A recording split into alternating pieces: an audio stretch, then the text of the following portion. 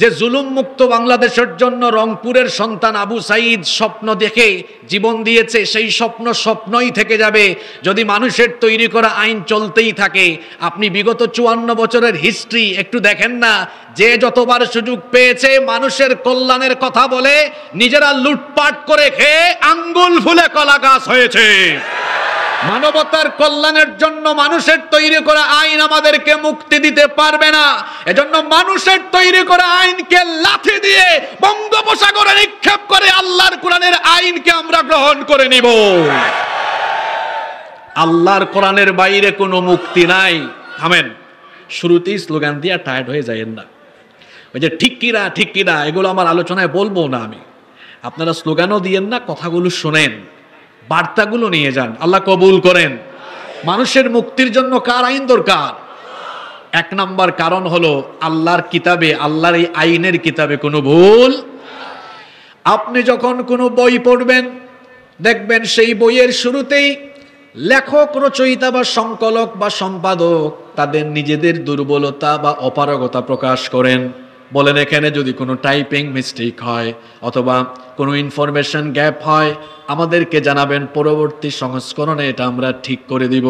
কিন্তু বলেন তো আপনাদের প্রত্যেকের বাড়িতেই তো কোরআন আছে, কোরআনের শুরুতে কি এমন কোনো কথা আছে নাকি আমার বান্দারা কোরআন পড়তে গিয়ে যেখানে কোনো ভুল ভ্রান্তি পাবা আমাকে জানাইও, পরে আমি ঠিক করে দিব, এমন কোনো কথা কি কোরআনের ভেতরে আছে নাকি?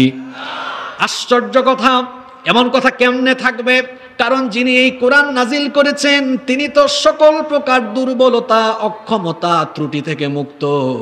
আমার সেই সুমহান সত্তা রব্বুল আলামিন এই কোরআন নাজিল করে একেবারে শুরুতেই এই কিতাবের ব্যাপারে আমাদেরকে জানিয়ে দিলেন। যারা পারেন আমার সাথে তেলাওয়াত করেন, যালিকাল কিতাবু লা রাইবা ফীহি হুদাল লিল মুত্তাকিন। This is the book, the most authentic and original book in this world, whereof there is no doubt about it, and it's a guidance for those who are muttaqin. এটা এমন কিতাব এর ভেতরে সন্দেহ আছে এ ব্যাপারেও কোনো সন্দেহ করা যায় না। আল্লাহু আকবার। কেন আমাদের জন্য আল্লাহর আইন দরকার? তার কারণ হলো মানুষ আইন বানাতে গেলে সে ভুল করতে পারে, ভুলে যাওয়ার সম্ভাবনা আছে। মানুষ তো এমন, সকালে যা বলে বিকেলে তা ভুলে যায়, কিংবা রাতে তা ভুলে যেতে পারে, অথবা আজকে ভুল করবে আগামীকাল আবার সেটা ঠিক করবে।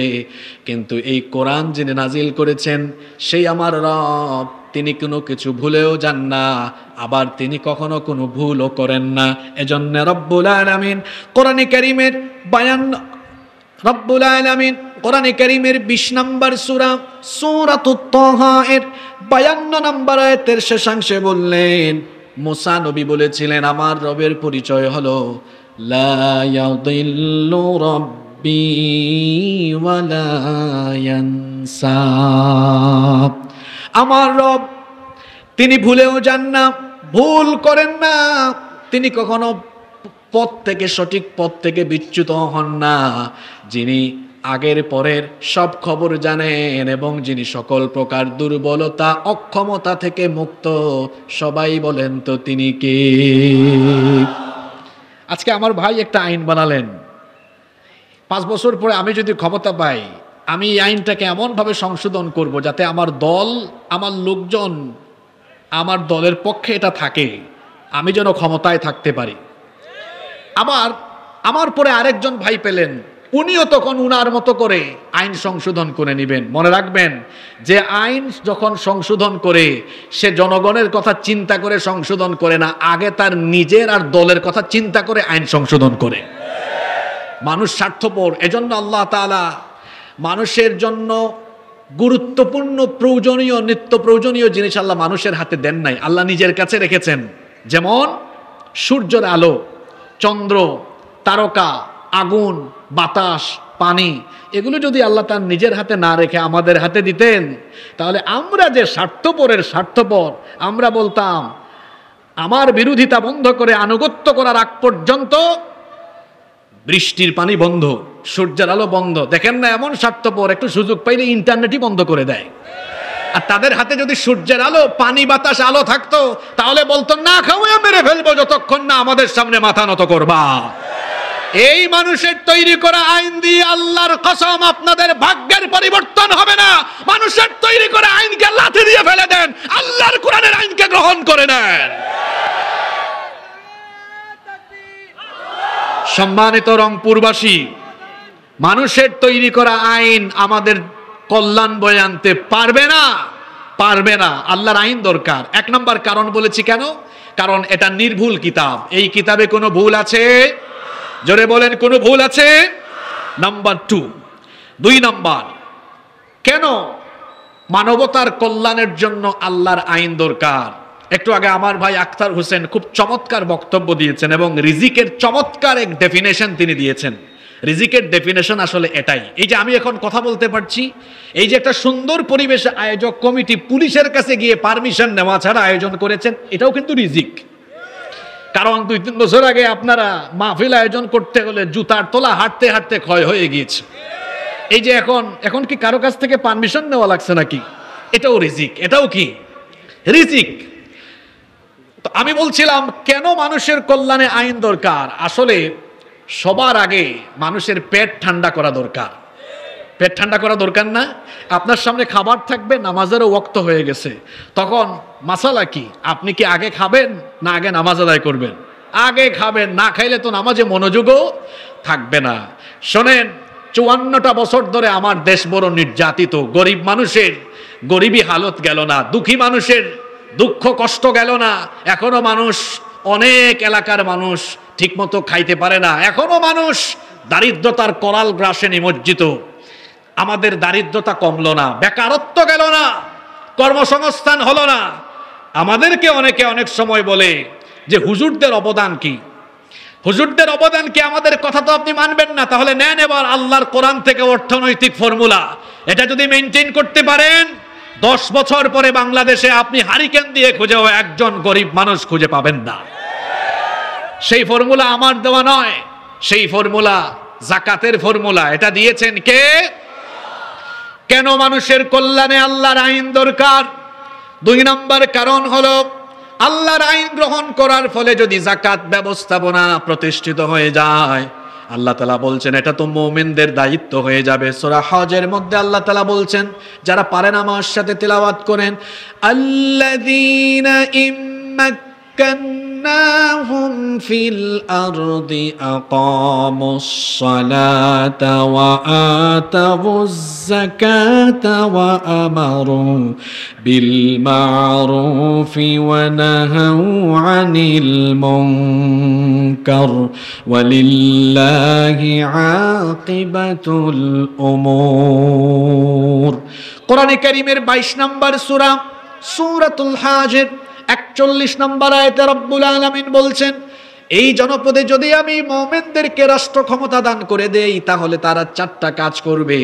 এর মধ্যে প্রথম কাজ হলো আকামুস সালাত, তারা সালাত কায়েম করবে, সালাত প্রতিষ্ঠা করবে।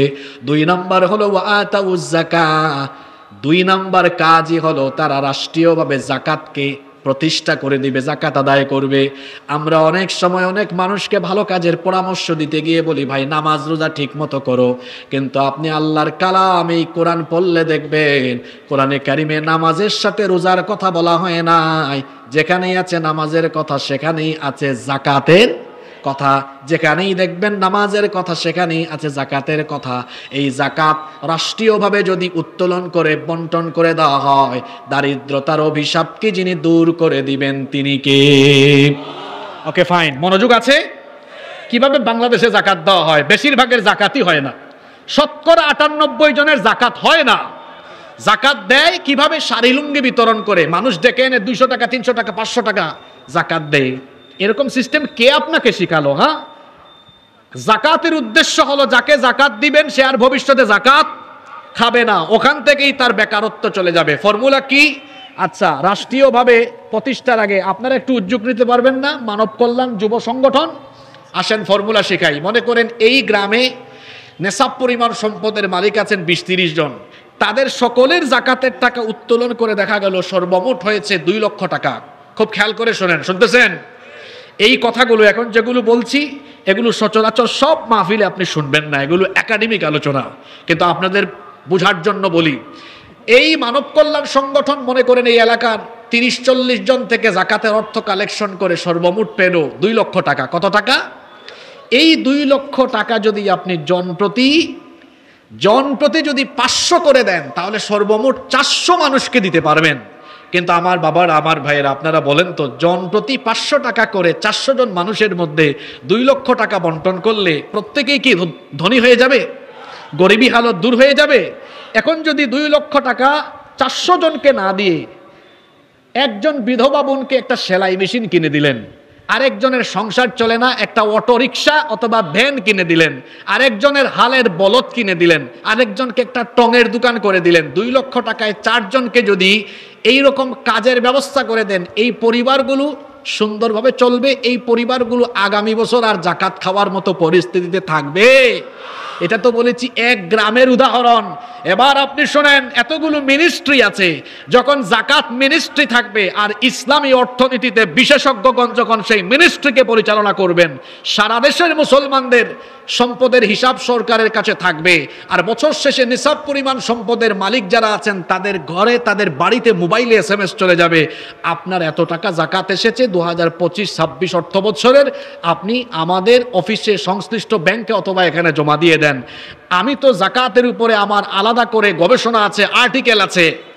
আমি হিসেব করে দেখেছি বাংলাদেশ থেকে প্রপার ওয়েতে জাকাত যদি উত্তোলন করা যায়, উসরের হিসাব তো বাদ, শুধু জাকাতের কথা বলছি, তাহলে কমপক্ষে কয়েক লক্ষ হাজার কোটি টাকা উত্তোলন করা যাবে। বোঝানোর জন্য ছোট করে একটা উদাহরণ দেই। মনে করেন বাংলাদেশে এই বছর জাকাত উত্তোলন করা হলো সর্বমোট 1,40,000, মানে সহজ কথায় 140,000 কোটি টাকা। জোরে বলুন তো কত হাজার কোটি?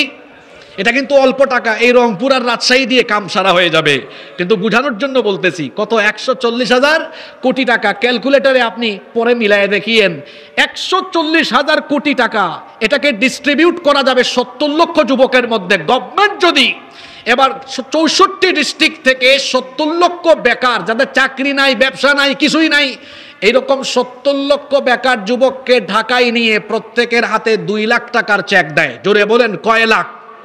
আরো জোরে কয় লাখ? কি বেকার ছেলেরা খুশি না বেজার? 2 লাখ টাকা দেওয়া হলো, আর বলা হলো যান এটা দিয়ে আবার কুটির শিল্পের কাজ করেন, হাঁসের খামার করেন, মুরগির খামার করেন, মুদি দোকান দেন, ভ্যান কিনেন, রিক্সা কিনেন, হালের বলদ কিনেন, যার এলাকায় যেটা দরকার সেটা করেন। আর আপনি এই টাকা নিয়ে ফুর্তি করেন না কাজ করেন, আমার এলাকার অডিট অফিসার কিন্তু এটা পর্যবেক্ষণ করবে। তাহলে 140,000 কোটি টাকা জাকাত উত্তোলন করে এক বছরে কত লক্ষ যুবকের কর্মসংস্থান হলো? জোরে বলেন কত লক্ষ? কথা বলছেন না কেন? বুঝেন নাই কথা? কত লক্ষ? 70 লক্ষ। কত লক্ষ? কয় বছরে? কয় বছরে? কয় বছরে? 54 বছর ধরে আপনারা বাংলাদেশে রাজনীতি করেন, আর আমার খেটে খাওয়া গরিব মানুষের সামনে এসে বড় বড় বক্তৃতা করেন, আমরা ক্ষমতায় গেলে ঘরে ঘরে খাবার পৌঁছে দিব, চাল পৌঁছে দিব, ক্ষুধামুক্ত দারিদ্র্যমুক্ত বাংলাদেশ গঠন করব। পারেন নাই, বরং আমরা দেখেছি ক্ষমতায় যাওয়ার পরে 5 বছর আপনার নিজেদের ক্ষুধাও আপনারা মিটাইতে পারেন না। মানুষের ক্ষুধা কেমনে মিটাবেন? যদি আল্লাহর দেওয়া জাকাতের ফর্মুলা গ্রহণ করে রাষ্ট্রীয়ভাবে জাকাত উত্তোলন করে এভাবে ডিস্ট্রিবিউট করে দারিদ্রতা বেকারত্ব বিমোচনের জন্য কাজ করা হয়। আজকে রংপুর থেকে চ্যালেঞ্জ করে বলে গেলাম, 10 বছর পরে বাংলাদেশে একজন গরিব মানুষও খুঁজে পাওয়া যাবে না। এটা কি গলাবাজি চাপাবাজি করে গেলাম, না সুন্দর করে বুঝাই দিয়ে গেলাম? বুঝতে পেরেছেন? যারা অমনোযোগী ছিলেন এরা হিসাবটা বুঝে নাই, পরবর্তীতে ইউটিউব থেকে বুঝে নিয়েন, আর যারা বুঝছে তো তারা বুঝছে। তাইলে এইভাবে করে দারিদ্রতা গুছাবার জন্য ফর্মুলা দিয়েছেন কে? পৃথিবীতে কি এইরকম পরিস্থিতি কখনো এসেছিল যে গরিব নাই, জাকাত খাওয়ার মতো কেউ নাই? হ্যাঁ এসেছিল। ওমর ইবনে আব্দুল আজিজ রহমতুল্লাহি আলাইহির জামানায় মানুষ জাকাত নিয়ে ঘুরেছে, জাকাত খাওয়ার মতো কাউকে পাওয়া যায় নাই। সুবহানাল্লাহ পড়বেন না? বাংলাদেশেও যদি আমরা আল্লাহর কোরআনী ফর্মুলা গ্রহণ করি আর যদি জাকাত ভিত্তিক অর্থনীতি প্রতিষ্ঠা করতে পারি, এই দেশে কোনো গরিব থাকবে না ইনশাআল্লাহ। আপনারা কি আল্লাহর দেওয়া এই ফর্মুলা চান? সবাই চান? 3 নম্বর পয়েন্ট, মানুষের কল্যাণে কেন আল্লাহর আইন দরকার? আল্লাহর আইন মানুষের কল্যাণের জন্য আল্লাহর দেওয়া এই কোরআনকে যখন আমরা গ্রহণ করব, তখন ন্যায় বিচার প্রতিষ্ঠা হয়ে যাবে। জুলুম থাকবে না, অন্যায় থাকবে না, অবিচার থাকবে না। সকল অন্যায় অবিচার জুলুমের মূলোৎপাটন হয়ে যাবে, ন্যায় বিচার ইনসাফ কায়েম হয়ে যাবে। তার কারণ হলো আল্লাহ তাআলা কোরআনে কারিমে ন্যায় বিচার প্রতিষ্ঠার আদেশ দিয়েছেন, ফর্মুলাও বলে দিয়েছেন। আবার আমার নবী সেটা বাস্তবায়ন করে আমাদের জন্য প্র্যাকটিক্যাল আদর্শ রেখে গিয়েছেন। জুমার সানি খুতবায় প্রায় সময় আপনারা এই আয়াতটা শুনেন। কোরআনে কারিমের 16 নম্বর সূরা সূরাতুন নাহালের 90 নম্বর আয়াতে আল্লাহ তাআলা বলছেন, ইন্নাল্লাহা ইয়া'মুরু বিল আদলি ওয়াল ইহসান ইলা আখিরিল আয়াহ। আল্লাহ তাআলা বলছেন, নিশ্চয়ই আল্লাহ তোমাদেরকে সদাচার করার এবং ন্যায়। কারিমের 4 নম্বর সূরা সূরাতুন নিসা এর 58 নম্বর আয়াতের মাঝের অংশে আল্লাহ তাআলা বলছেন, ওয়া ইযা হাকামতুম বাইনান নাসি আন তাহকুমু বিল আদল। আর যখন তুমি মানুষের মধ্যে বিচার ফয়সালা করবে, অবশ্যই ন্যায় প্রতিষ্ঠা করবে, অন্যায় করবে না, কারো উপরে জুলুম করবে না, অবিচার করবে না। এই কোরআনের ভেতরে ন্যায় বিচারের আদেশ যিনি দিয়েছেন তিনি কে? আল্লাহর এই আদেশকে আমার নবী কেমনে বাস্তবায়ন করেছেন শোনেন। আমার নবী যখন রাষ্ট্রপ্রধান, আমার নবী বিচারের বেলায় কেমন করে মানুষের মধ্যে ইনসাফ করতেন শোনেন। একটা ঘটনা আমার মনে পড়ে গেল, ঘটনাটা কি বলবো? আল্লাহর নবীর আদালতে একবার সম্ভ্রান্ত বংশের একজন নারী চুরির অপরাধে ধরা পড়লেন। মাখজুমিয়া গোত্রের কুরাইশি একজন সম্ভ্রান্ত নারী চুরির অপরাধে ধরা পড়লেন। এবার সকল সাহাবীদের মধ্যে গুঞ্জন আরম্ভ হয়ে গেল। সাহাবায়ে কেরাম পারস্পরিক কথা বলছেন, এত নামি দামি বংশের একজন মহিলা চুরি করে ধরা পড়েছেন, এখন যদি আল্লাহর নবী বিচার করতে গিয়ে কোরআন অনুযায়ী রায় দেন, ফয়সালা দেন, আমরা তো জানি কোরআনের রায় হলো, কোরআনের ফয়সালা হলো ওয়াসসারিকু ওয়াসসারিকাতু ফাকতাউ আইদিয়াহুমা। চুরি করে ধরা পড়লে, প্রমাণ হয়ে গেলে, সে পুরুষ হোক মহিলা হোক, চোর বা চন্নি, হাত কেটে দিতে হবে। আদেশটা কার? আস্তে বলবেন না, জোরে বলেন, হুকুমটা কার? সাহাবারা পরামর্শ করছেন, যদি আল্লাহর এই বিধানকে বাস্তবায়ন করা হয় তাহলে ওই বংশের মান সম্মান ইজ্জত নষ্ট হয়ে যাবে, বংশে মর্যাদা টিকায় রাখা দরকার। সাহাবীরা পরামর্শ করছেন, নবীজির কাছে একটু সুপারিশ নিয়ে যাওয়া উচিত, যেন নবীজি রায় দেওয়ার সময় রায়টা একটু হালকা করে দেন। কিন্তু কে নবীর কাছে সুপারিশ নিয়ে যাবেন? কারো কোনো সাহস হয় না। সাহাবারা পরামর্শ করছেন। অবশেষে সাহাবীরা বললেন, ওগো আমাদের ভাই উসামা, তুমি নবীজির কাছে যাও, কারণ নবী তো তোমাকে মহব্বত করেন। তুমি নবীজিকে গিয়ে সুপারিশ করো, এই মহিলার বেলায় রায় দিতে গিয়ে বিচারের রায়টা যেন একটু হালকা করে দেওয়া হয়।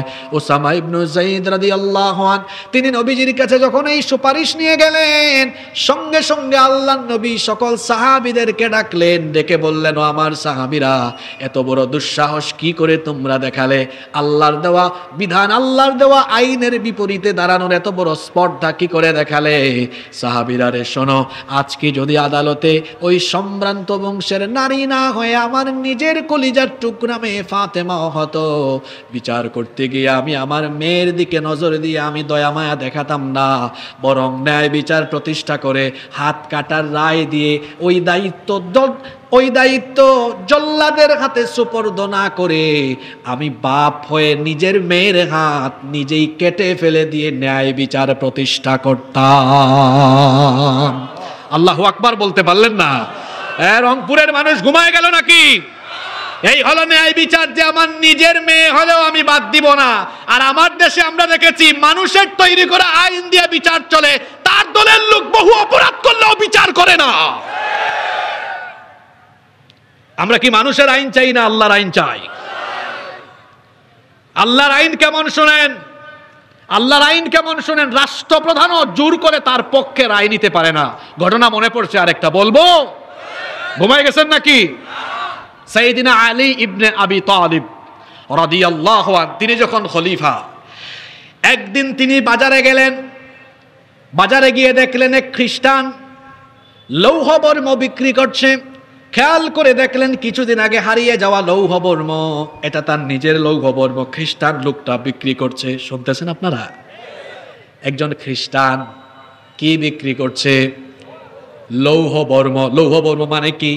ওই যে শত্রুর আঘাতকে মোকাবেলার জন্য, প্রোটেকশনের জন্য সেই যুগে এটা পরিধান করা হতো। যেভাবে এই যুগে বুলেট প্রুফ জ্যাকেট পরিধান করা হয়, ওই যুগে লৌহ বর্ম পরিধান করা হতো। আলী রাদিয়াল্লাহু আনহু লক্ষ্য করলেন কিছুদিন আগে তার হারিয়ে যাওয়া লৌহ বর্ম এই খ্রিস্টান বিক্রি করছে। তিনি কাছে গিয়ে বললেন, এই লৌহ বর্ম তুমি কোথায় পেয়েছো? কোনো সাধারণ ব্যক্তি জিজ্ঞেস করছেন না, তিনি কিন্তু রাষ্ট্রপ্রধান। জোরে বলেন, তিনি কি? রাষ্ট্রপ্রধান, প্রেসিডেন্ট গিয়ে জিজ্ঞেস করছেন, এই লৌহ বর্ম তুমি কোথায় পেলে?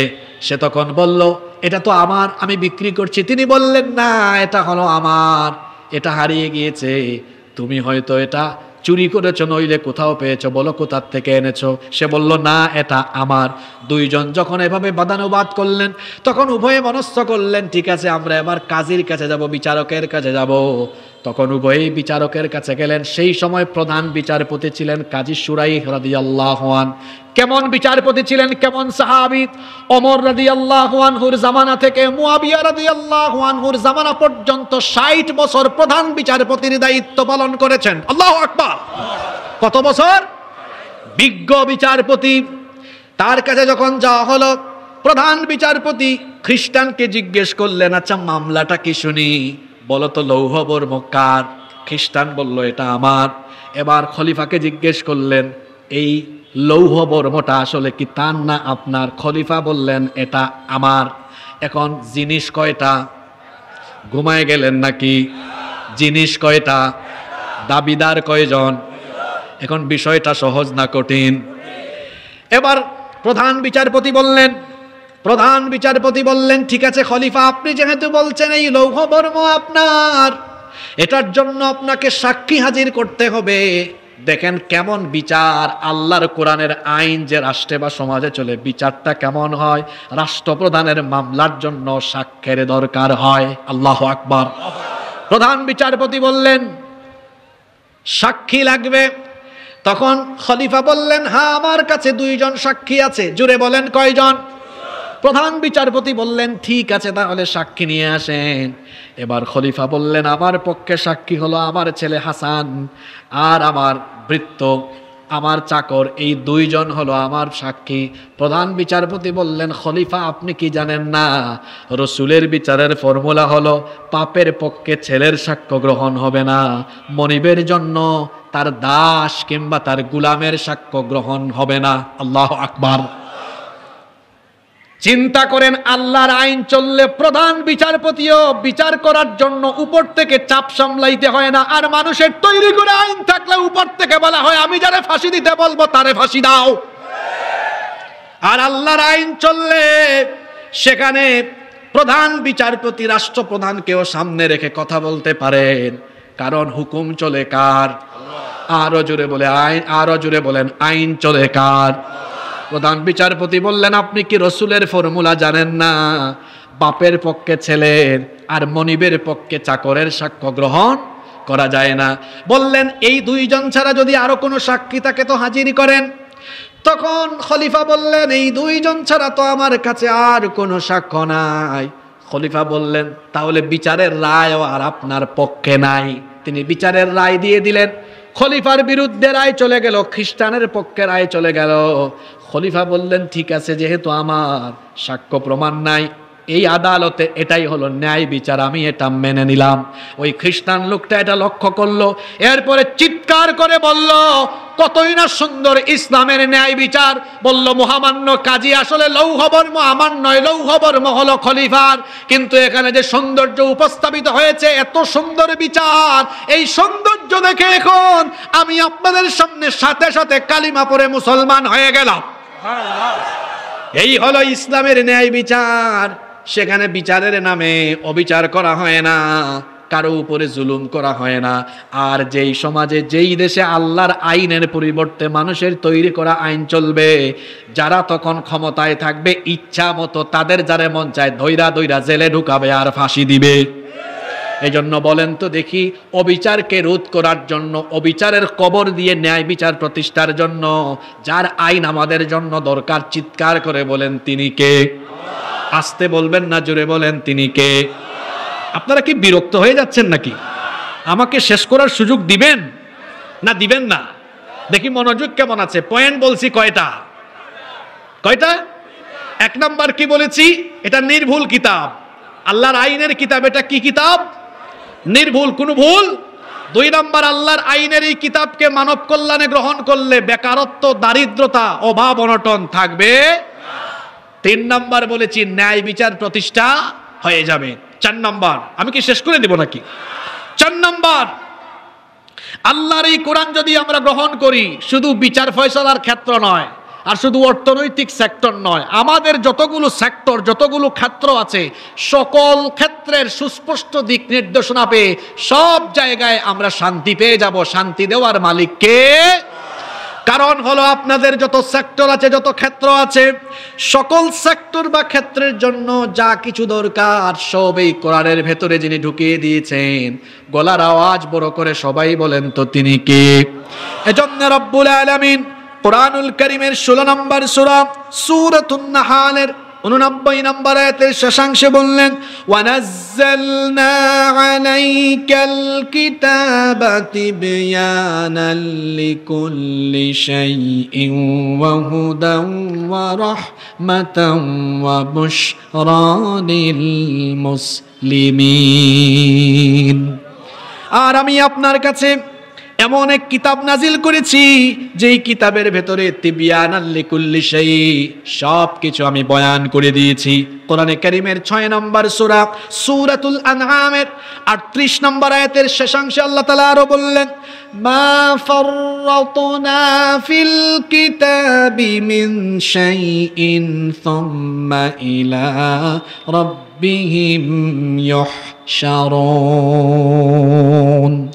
মা ফাররাতনা ফিল কিতাবি মিন শাই, এই কিতাবের ভেতরে আমি কোনো কিছু বাদ দেই নাই। তোমাদের ব্যক্তি, পরিবার, সমাজ, রাষ্ট্র, অর্থনীতি, রাজনীতি, পররাষ্ট্রনীতি, আন্তর্জাতিক নীতি, যুদ্ধনীতি, বন্দী নীতি, সন্ধি নীতি, তোমাদের জন্য যত ধরনের নীতি দরকার, সব নীতির মূল নীতি কোরআনে যিনি ঢুকিয়ে দিয়েছেন তিনি কে?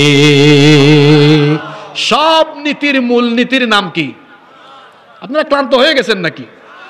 মাহফিলের সিস্টেম একটু পাল্টান, আমাদেরকে আনান এত দূর থেকে। আর আমরা কিন্তু যখন কথা বলি, মূল কথাগুলো আমরাই বলে যাই। তো ওই বক্তৃতাটা আমাদেরকে শুরুতে দিয়া বাকিদেরকে শেষে দিয়েন, এতে আমাদেরও মজা লাগবে। কারণ অনেক সময় শুনতে শুনতে টায়ার্ড হয়ে গেছে মানুষ। টায়ার্ড হয়ে গেছেন নাকি? বেশি না, আপনারা 15-20 মিনিট আমাকে মনোযোগী হয়ে সময় দিতে পারবেন না? সব নীতির মূলনীতি যে কিতাবে আছে, সবাই বলেন এই কিতাবের নাম কি?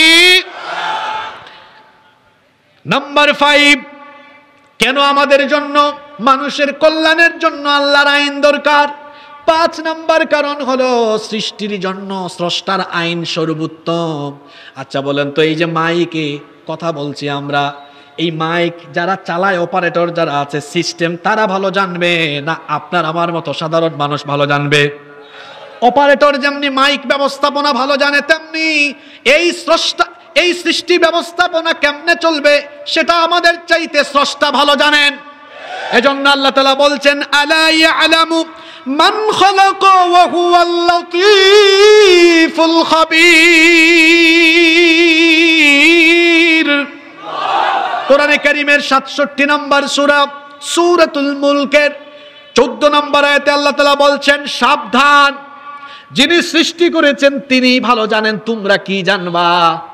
এই জমিন কেমনে চলবে, অর্থনীতি কেমনে চলবে, কেমনে সমাজ ব্যবস্থাপনা চলবে, তোমরা আর কি জানবা? যিনি এগুলো সব বানিয়েছেন, সবাই বলেন তো তিনি কে? আমরা ভালো জানি না, আল্লাহ ভালো জানেন। সেজন্য আল্লাহ বলছেন, সৃষ্টির জন্য স্রষ্টার আইন, অর্থাৎ আমার আইন হলো সর্বোত্তম, আমার আইনের চাইতে উত্তম কোনো আইন নাই। এজন্য আল্লাহ বলছেন, হুকুমের দায়িত্ব, আদেশের দায়িত্ব কেবলমাত্র কার? এজন্য আল্লাহ কোরআনে কারীমের 12 নম্বর সূরা সূরা ইউসুফের 67 নম্বর আয়াতে বলে দিয়েছেন, ইনিল হুকমু ইল্লা লিল্লাহ,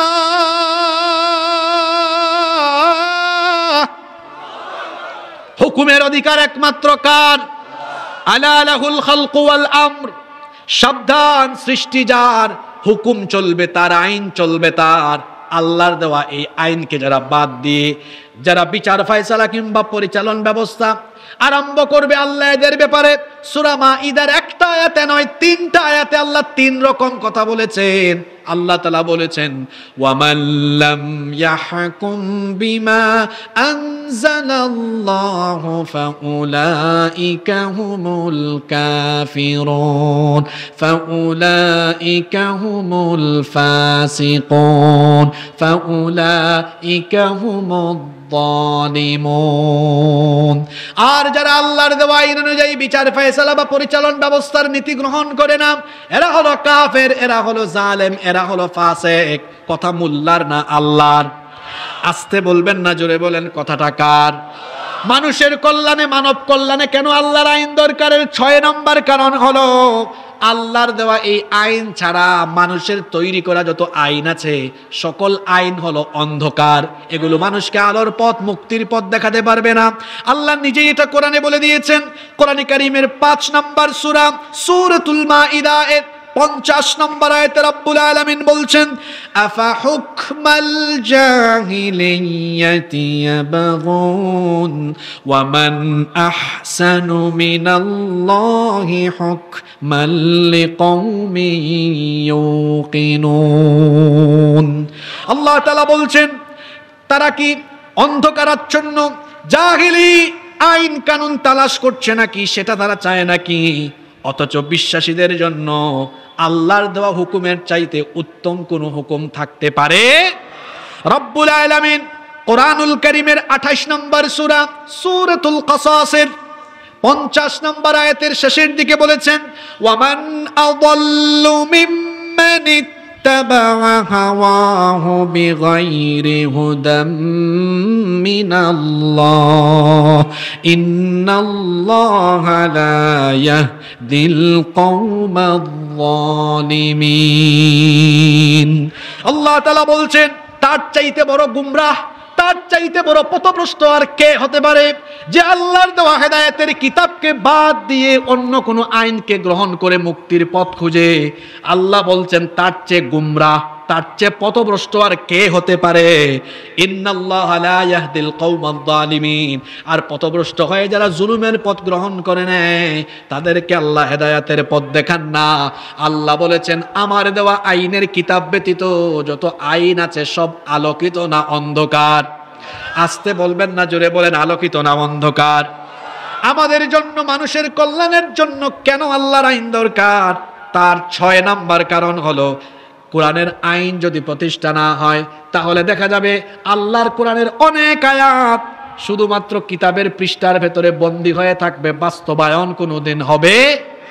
আপনারা ঘুমাই গেছেন নাকি? এই কথাটা কি বলছি ভালো করে শুনেন। যদি মানুষের কল্যাণে আল্লাহর আইন আমরা গ্রহণ না করি, কোরআনের বহু আয়াত কিতাবের ভিতরে বন্দী থাকবে, বাস্তবায়ন হবে না। বলবেন, হুজুর এগুলা কোন আয়াত? আচ্ছা বলেন তো, মুরতাদকে মৃত্যুদণ্ড দিতে হবে, এটা কি আপনাদের দায়িত্ব না সরকারের দায়িত্ব?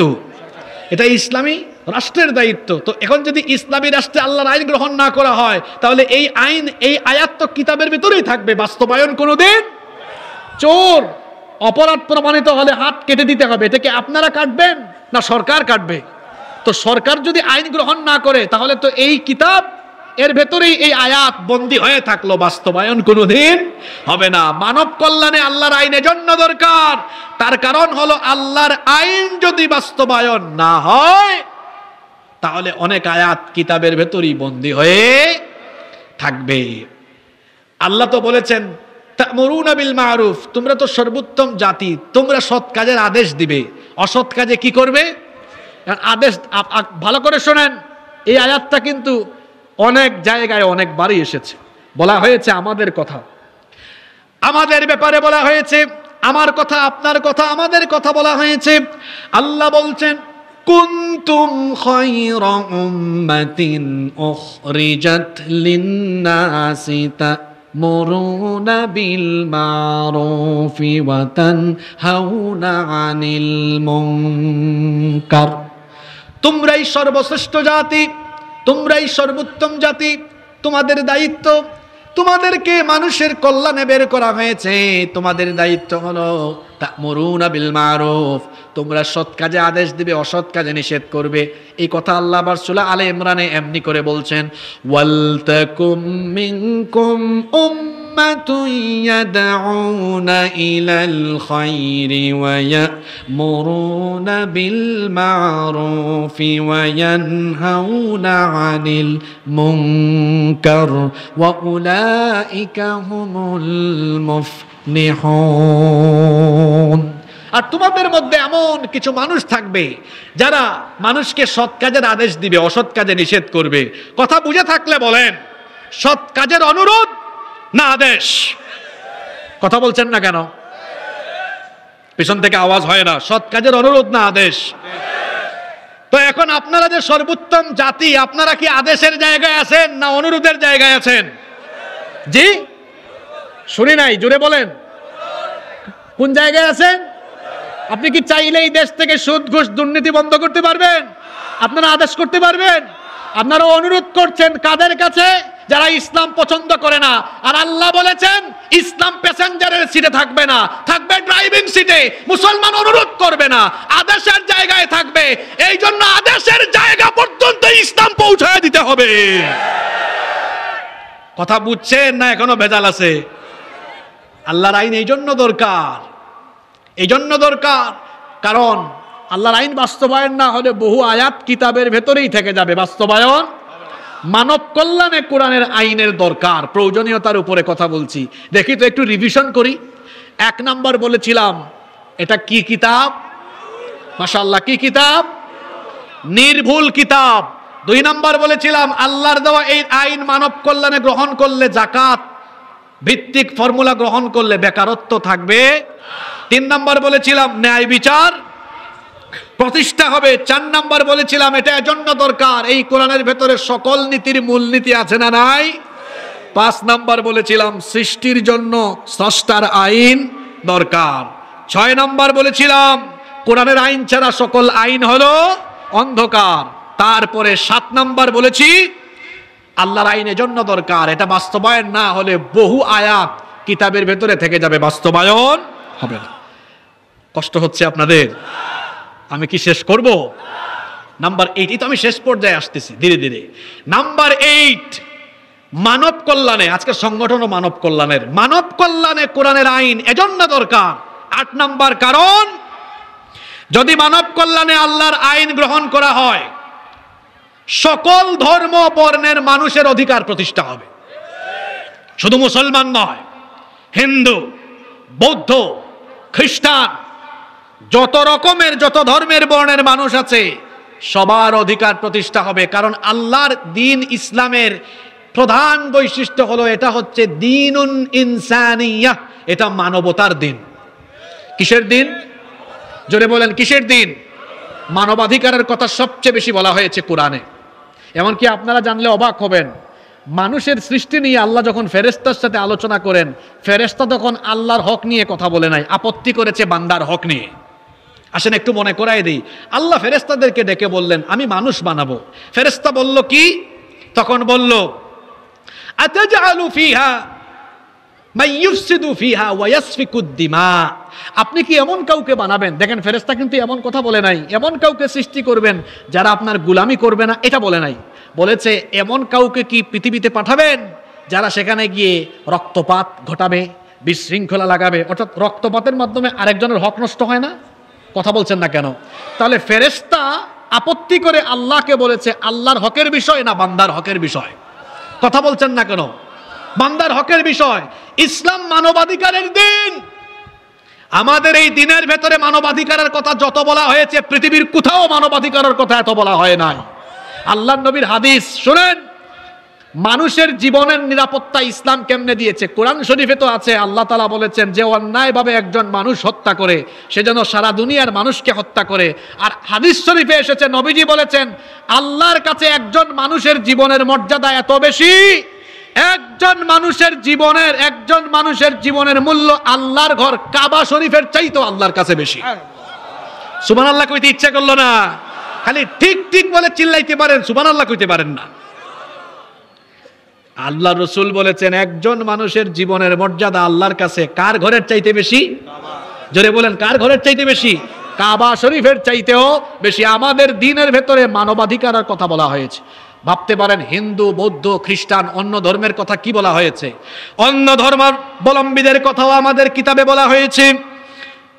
রব্বুল আলামিন কোরআনুল কারীমের 6 নম্বর সূরা সূরাতুল আনআমের 108 নম্বর আয়াতে বলছেন, ওয়ালা তাসুব্বুল্লাযীনা ইয়াদউনা মিন দুনিল্লাহি ফায়াসুব্বুল্লাহা আদুওয়াম বিগাইরি ইলম কাযালিকা যায়্যানা লিকুল্লি উম্মাতিন আমালুহুম সুম্মা ইলা রাব্বিহিম মারজিউহুম ফায়ুনাব্বিউহুম বিমা কানু ইয়ামালুন। আল্লাহ তাআলা বলছেন, যারা আল্লাহকে বাদ দিয়ে অন্য কারো উপাসনা করে সেই সকল অন্য ধর্মাবলম্বীদের উপাস্যকে দেবতাকে তোমরা গালি দিও না। যদি আশেপাশে অমুসলিম ভাই বোনেরা থাকেন, ভালো করে শুনেন, ইউটিউবের কল্যাণে যারা পরবর্তীতে শুনবেন তাদেরকেও বলছি, দেখেন আমাদের অমুসলিম ধর্মাবলম্বী ভাই বোনেরা ভালো করে শুনেন, আমাদের কোরআন কত সুন্দর, আমাদের দ্বীন ইসলাম কত সুন্দর। আল্লাহ আমাদেরকে শিখিয়েছেন অন্য ধর্মাবলম্বী কোনো ব্যক্তির উপাস্যকে তুমি গালি দিতে পারবে না। হুকুমটা কার? আসতে বলবেন না, জোরে বলেন, হুকুমটা কার? আল্লাহ রসুল বলেছেন, কারো উপাসনালয়ে হামলা চালিও না, কারো মন্দির গির্জা পেগুটাকে ভেঙে দিও না। এমনকি আল্লাহ রসুল যখন কোথাও কোনো সেনাবাহিনী পাঠাতেন, যুদ্ধের বাহিনী পাঠাতেন, আল্লাহ নবী বলে দিতেন, মহিলার উপর হামলা করো না, দুর্বলদের উপর হামলা করো না, বয়োবৃদ্ধ বয়স্ক মানুষের উপরে, অক্ষমের উপর হামলা করো না, শিশুদের উপর হামলা করো না। আজকে পশ্চিমা দুনিয়া থেকে আমাদেরকে মানবতা শেখানো হয়, অথচ মানবতাবোধ তাদের ভেতরে নাই। দেখা যায় তারা এত খারাপের খারাপ, যুদ্ধের সময় তারা দেখা যায় বেসামরিক স্থাপনায় হামলা করতে করতে তারা হাসপাতাল পর্যন্ত বোমা হামলা চালায়। এরা মানবতার সবক দেয়, অথচ তাদের কাছে মানবতাবোধ নাই। পৃথিবীতে মানবাধিকার প্রতিষ্ঠা করেছেন মুহাম্মদ, আমরা বলি সাল্লাল্লাহু আলাইহি ওয়াসাল্লাম। মানবাধিকার সর্বপ্রথম তার হাত ধরেই প্রতিষ্ঠা হয়েছে। আল্লাহর নবী বলেছেন, যার যার ধর্ম তাকে পালন করতে দাও, বাধা দিও না। কোরআনেও আল্লাহ বলেছেন, লাকুম দীনুকুম ওয়ালিয়া দীন, তোমার ধর্ম তোমার, আমার দিন আমার। এখন পাশের দেশ থেকে মাঝে মাঝে বলা হয়, এই যে মৌলবাদের উত্থান হচ্ছে বাংলাদেশে, যদি বাংলাদেশে মৌলবাদ প্রতিষ্ঠা হয়, কোরআন প্রতিষ্ঠা হয়, তাহলে অমুসলিমদের অবস্থা খারাপ হয়ে যাবে, হিন্দু বৌদ্ধ খ্রিস্টানদের অবস্থা শেষ হয়ে যাবে। এদের কথা শুনলে মনে হয়, আরে বাপরে বাপ, মায়ের চাইতে মাসির দরদ। মানবতার সবক আমাদেরকে দিও না, নিজের চরকায় তেল দাও। কারণ তোমাদের হাত কাশ্মীরে আমাদের ভাই বোনদেরকে নির্যাতিত করে, তাদের রক্তের দাগ তোমাদের হাতে লেগে আছে, এখনো আমরা জানি। তোমরা মানবতার সবক আমাদেরকে দাও। এই বাংলাদেশে এখনো কোনো মন্দির পুরানো হয় নাই, কোনোদিন পুরানো হবেও না ইনশাআল্লাহ। আমরা এটা কোনোদিন করব না। কিন্তু তোমরা যে আমাদেরকে মানবতার সবক দাও, তোমাদেরকে আমরা চিনি তো। তোমরা হচ্ছ এমন, তোমরা আমাদের শত শত বছরের ঐতিহ্য বাবরি মসজিদ দখল করে সেখানে রাম মন্দির বানিয়ে আমাদের কলিজায় আগুন লাগায় দিয়েছ। এরা আমাদেরকে মানবতার সবক দেয়, অথচ আমার দেশে, আমার বাড়ি সিলেটে, সিলেটে প্রচুর পরিমাণ হিন্দুরা বসবাস করে। আমি আমার সিলেটে ছোটবেলা থেকে দেখেছি এমন বহু মসজিদ আছে, মসজিদের ঠিক সামনেই মন্দির আছে। আজ পর্যন্ত সেখানে কোনো সাম্প্রদায়িক দাঙ্গা হাঙ্গামা বিশৃঙ্খলা কোনোদিন হয়নি। মুসলমানরা নামাজ আদায় করে, হিন্দুরা তাদের ধর্ম তাদের মতো পালন করে, কেউ কাউকে বাধা দেয় না। এটা হলো আমাদের সাম্প্রদায়িক সম্প্রীতির বাংলাদেশের সৌন্দর্য। এই সৌন্দর্য কোনোদিন নষ্ট হবে না। যদি কোরআন প্রতিষ্ঠা হয় তাহলে অমুসলিমরা আরো বেশি সুবিধা পাবে। তার কারণ হলো, মায়ের কোলে শিশু যেমন নিরাপদ, মায়ের কোলে শিশু যেমন নিরাপদ, ইসলামী রাষ্ট্রে মুসলমানদের কাছে অমুসলিমরাও তেমন নিরাপদ। এজন্য আমাদের অমুসলিম ভাই বোনদেরকে আমরা বলবো, মানব কল্যাণে আল্লাহর আইন প্রতিষ্ঠা হলে আপনাদের কোনো দুঃখ থাকবে না, আপনারা আরো আরামে থাকবেন ইনশাআল্লাহ। কষ্ট হচ্ছে নাকি আপনাদের? নাম্বার 9, মানব কল্যাণে কেন আল্লাহর কোরআনের আইন দরকার? কোরআনের আইন যদি প্রতিষ্ঠা হয়ে যায় তাহলে স্বাধীনভাবে মত প্রকাশের স্বাধীনতা থাকবে, আপনার গলা কেউ চেপে ধরবে না। এই যে আমি আজকে মনের শান্তিতে কোরআনের তাফসীর করতে পারতেছি, পুলিশ এসে নোটিশ দেয় না, পুলিশ এসে গ্রেফতারের জন্য দাঁড়ায় আছে না, কিন্তু পুলিশ আসে নিরাপত্তা দিচ্ছে। কিন্তু আমরা গত কয়েক বছর দেখেছি বক্তৃতায় উঠছি এমন বহু মাহফিলে নাহমাদুহু শেষ করতে পারি নাই, পুলিশ বলেছে হুজুর নেমে যান, উপরের আদেশ। আছে না নাই? তো স্বাধীনভাবে আমরা কথা পর্যন্ত বলতে পারি নাই। আল্লাহর আইন, কোরআনের আইন প্রতিষ্ঠা হয়ে গেলে মানুষের জবানকে চেপে ধরা হবে না, কারণ জন্মগতভাবে মানুষকে যিনি স্বাধীনতা দিয়েছেন তিনি কে? আল্লাহ। এই স্বাধীনতা খর্ব করার অধিকার কারো? যে যার মত প্রকাশ করবে, তার মতো চলবে, এটা তার স্বাধীনতা। আল্লাহই তো স্বাধীনতা দিয়ে রেখেছেন, নইলে আপনি আমি কি নামাজ আদায় না কইরা এক বেলা খাবার খাইতে পারতাম নাকি? একদম আল্লাহ শেষ করে দিতেন। আল্লাহ স্বাধীনতা দিয়ে দিয়েছেন, মান শাআ ফালইউমিন ওয়া মান শাআ ফালইয়াকফুর, যার ইচ্ছা ঈমান আনুক, যার ইচ্ছা কুফরি করুক। বলেন তো আল্লাহ কি শুধু ঈমানদারকে খাওয়ান, বেঈমানকে কি আল্লাহ খাওয়ান? আল্লাহ কি বেঈমানকে খাওয়ান না? বরং মাঝে মাঝে দেখা যায় আল্লাহ ঈমানদারের চাইতে বেঈমানদের আরো বেশি খাওয়ান। ইমানদারের জীবনটা হলো এমন, আদ-দুনিয়া সিজনুল লিল মুমিন ওয়া জান্নাতুল লিল কাফির। দুনিয়া হলো মুমিনের জন্য জেলখানা, আর দুনিয়া কাফিরের জন্য জান্নাত। এই দুনিয়ায় আমাদের জন্য দুঃখ থাকবে, কষ্ট থাকবে, সব আমরা ইমানের তাগিদে মেনে নিব, ইমানের জন্য সব আমরা সহ্য করব, কারণ আমরা চাই আল্লাহর জান্নাত। এই জান্নাতে আমাদের জন্য রেখেছেন কে? আস্তে বলবেন না, জোরে বলেন কে? আল্লাহর আইন থাকলে যে স্বাধীনভাবে মত পেশ করা যায়, একটা ঘটনা বলবো নাকি শেষ করে দিব? ঘটনাটা বলবো, ঘটনা বলবো। ওমর রাদিয়াল্লাহু আনহু, আচ্ছা মানুষটা কেমন, নরম না গরম? কেমন গরম, কথা বলে পরে লাগাই দেয় এমন গরম। আপনারা জানেন ওমর রাদিয়াল্লাহু আনহু রাতের বেলা ঘুমাতেন না। আমার দেশে অনেক নেতা আছে, রাতের বেলা চরিত্র একরকম, দিনের বেলা একরকম, রাতের বেলা আর কর্মীরা স্লোগান দেয় আমার ভাইয়ের চরিত্র ফুলের মতো পবিত্র, আর হে মনে মনে বলে তোরা যদি আমার রাতের কারবার দেখতি, আমি যেমনে মদ আর নারী নিয়ে হোটেলে পড়ে থাকি। আছে না নাই? সম্মানিত ভাইয়েরা, ওমর রাদিয়াল্লাহু আনহু রাতের বেলা ঘুমাতেন না, প্রজাদের খোঁজ খবর নেওয়ার জন্য বের হয়ে যেতেন। একদিন এক বাড়িতে তিনি গানের আওয়াজ শুনলেন। কিসের আওয়াজ? গানের আওয়াজ। শোনার পরে তিনি দেয়াল টপকে বাড়ির ভেতরে ঢুকে গিয়েছেন। দেয়াল টপকে বাড়ির ভেতরে ঢুকে গিয়েছেন। ঢুকে দেখেন শুধু গান হচ্ছে না, তার সামনে মদের সুরাও আছে, নারীও। তিনি গিয়ে বললেন, আল্লাহর দুশমন, তুই কি মনে করেছিস তুই গোপনে গোপনে কোনো কাজ করবি আর আল্লাহ এটা ফাঁস করে দিবেন না? এখন ওই লোকটা বলে, খলিফা আমি তো অপরাধ করলে করছি একটা, কিন্তু আপনি তো খলিফা হয়ে অপরাধ করছেন তিনটা। মুখের উপর কথা বলছে। আমার দেশে প্রেসিডেন্ট বাদ দেন, মেম্বারের সামনে বলতে পারবেন এটা? বলতে পারবেন? আর প্রেসিডেন্টের সামনে বলতেছে, শুনেন আমি তো অপরাধ করলে করছি একটা, আপনি করছেন কয়টা? কিভাবে তিনটা হলো? বললেন এক নম্বর অপরাধ হলো, কোরআনে বলা হয়েছে কারো গোপন বিষয়ে তালাশ করো না, আপনি তো গোপন বিষয়ে তালাশ করে এক নম্বর অপরাধ করেছেন। দুই নম্বর অপরাধ হলো, কোরআনে বলা হয়েছে দেয়াল টপকে এভাবে কারো বাড়িতে ঢুকতে বলা হয় নাই, বলা হয়েছে সদর দরজা দিয়ে ঢুকতে, আপনি তো সদর দরজা দিয়ে ঢুকেন নাই, করছেন দুই নম্বর অপরাধ। তিন নম্বর অপরাধ হলো, কোরআনে বলা হয়েছে কারো বাড়িতে ঢুকলে অনুমতি নিয়ে সালাম দিয়ে ঢুকতে হয়, আপনি বিনা অনুমতিতে আমার বাড়িতে ঢুকেছেন। আমি কোন পয়েন্টে ছিলাম? পয়েন্টটা মনে আছে? আল্লাহর আইন থাকলে স্বাধীনভাবে কথা বলার, মত প্রকাশের সুযোগ থাকে না, বন্ধ হয়। কথা বলছেন না কেন? এখন এই ব্যক্তি কথা বলছে কার সামনে? প্রেসিডেন্টের সামনে। বলতেছে আমি অপরাধ করেছি একটা, আপনি করছেন কয়টা? প্রেসিডেন্ট কি থাপ্পড় লাগাইছে? বলছে এই এখন জেলে ঢুকাও। আমার দেশে তো এটা করলে, আগে তো আমরা এক রাবেয়া বছরীকে দেখেছি সাথে সাথে কি ঘর, কি ঘর। ওমর রাদিয়াল্লাহু আনহু বললেন, তুমি তো ঠিকই বলছো, আমার তিনটা অপরাধ হয়েছে, ঠিক আছে মেনে নিলাম, কিন্তু তুমি যে অপরাধগুলো করেছো এই অপরাধ থেকে ফিরে আসবে, আমাকে কথা দাও।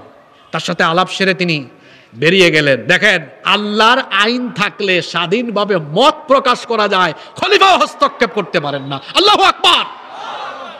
আর আল্লাহর আইন থাকবে না। আমি চ্যালেঞ্জ করে বলে গেলাম, যত বড় বুজুর্গ হোক, মানুষের তৈরি করা আইন থাকলে আপনি তার সামনে কথাও বলতে পারবেন না, সুযোগ পেলে জিহ্বা কেটে ফেলবে। আজকে বলে গেলাম তো, কথা আগামীতে মিলায় নিয়েন। আল্লাহর আইন মানুষের কল্যাণে এজন্য দরকার, মানুষ স্বাধীন চেতা হয়ে নিরাপদে বাস করতে পারবে, কারণ হুকুম চলে কার? এই তো আমরা 3টা পয়েন্ট বাকি আছে। মোনাজাতের আগে উঠবেন না তো? যারা আছে এরা রিয়েল শ্রোতা, পাক্কা শ্রোতা, এরা অ্যাক্টিভ। এবার আমি বলি, এটা আগে ঘোষণা দিতে চাইছিলাম, ভাবলাম আগে ঘোষণা দিলে সবাই অ্যালার্ট হয়ে যাবে। আলোচনার পরে যারা এই 12টা পয়েন্ট শুধু পয়েন্ট সংক্ষেপে বলতে পারবে, আমি নিজে তাদেরকে এই ডায়াসে এনে পুরস্কার দিয়ে যাবো আজকে। রেডি তো সবাই? প্রস্তুত হয়ে যান। এখন বাকি 9টা, আগের 9টা কিন্তু আর রিভিশন দিব না, এখন আপনার জেহেনে আপনি নিয়ে আসেন এগুলো। নাম্বার 10, 10 নম্বরে চলে আসছি। মানব কল্যাণে আল্লাহর আইন কেন দরকার? মানুষের কল্যাণে আল্লাহর আইন এজন্য দরকার, যদি আল্লাহর আইনকে গ্রহণ করা হয় সমাজে অপরাধ আর থাকবে না, অপরাধের কবর হয়ে যাবে। অপরাধ আর থাকবে না। অপরাধের কি হবে বলছি? সবাই মনোযোগ দিয়ে শোনেন। একটা উদাহরণ দেই, জাস্ট বুঝে ফেলবেন। 71 সালে বাংলাদেশ স্বাধীনতা লাভের পরে 2025 কত বছর হলো? 54 বছর। জোরে বলেন, কত বছর? আবু সাইদের এলাকার মানুষ তো এভাবে কথা বলার কথা না। কত বছর? 54 বছর। চাচারা না হয় টায়ার্ড হয়েছেন, যুবকরা তোমাদের কি হয়েছে? বিয়ের আগে এনার্জি এরকম কমে গেল কেন? হ্যাঁ, যুবক ভাইরা আছে না ঘুমায় গেছে? স্বাধীনতার কত বছর হলো দেখি তো, মাথায় হিসাবটা আছে কিনা।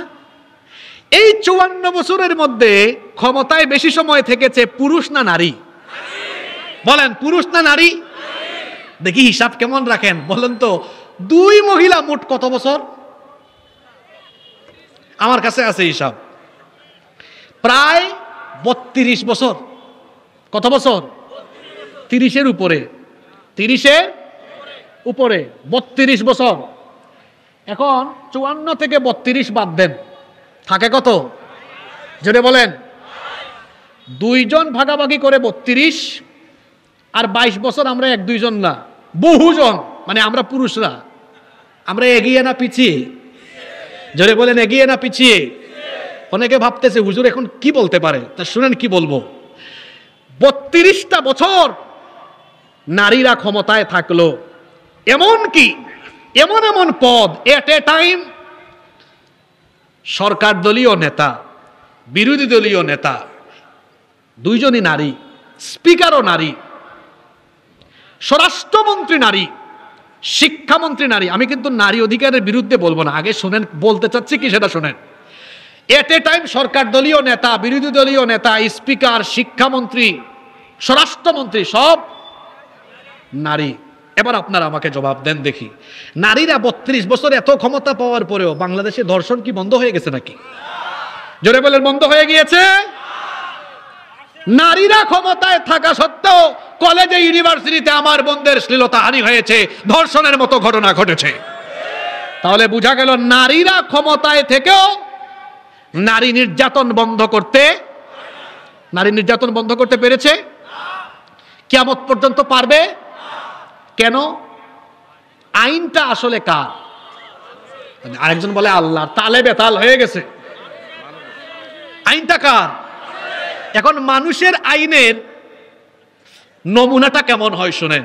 এই যে গত কয়েক মাস আগে মাগুরায় আমার ছোট্ট বোন 8 বছরের, ভুলে গেলেন নাকি তার কথা? আসিয়া, মনে আছে? আমার বোনকে নরপিশাচের দল নির্মম ভাবে ধর্ষণ করলো। আমার বোনটা হাসপাতালে কাতরাতে কাতরাতে দুনিয়া ছেড়ে চলে গেল। এখন এই ধর্ষকগুলো বিচার হয়েছে না এখনো বেঁচে আছে? কথা বলছেন না কেন? কথা বলেন, কথা বলেন।